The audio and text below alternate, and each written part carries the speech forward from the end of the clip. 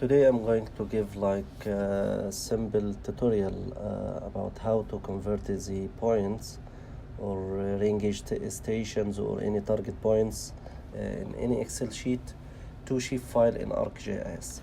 So now we have like rain stations, and we can open this file. This is like Excel file. And here we can see the station name, latitude and longitude, and maybe if we have any other information.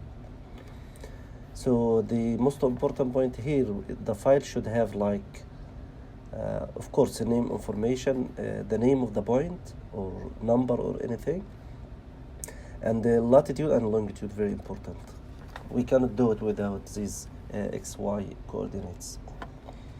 So the first step is to save it as CSV file in order to import it to ArcGIS. Here is this format, CSV, delimited. We can save with the same name as this one. Yes, okay. Now I save the file as CSV, and we can close this one and go there. We can see the file here. How to import this file as a shapefile here to ArcGIS? First, open from the toolbar, open, add data as XY data, and access your folder and find the file here and click OK. And here we can find the format, geographic format, or even we can change from here. You can access any format you want and change from this one. Let's keep it as it is. And here we can see X longitude and Y latitude, and the Z file or Z field, we can it can be any of other information, because in some files we have many other data.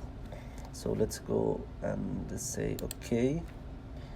Yeah, that one or that message showing that the file will not be like ID file. So we need to, it will not be like a layer.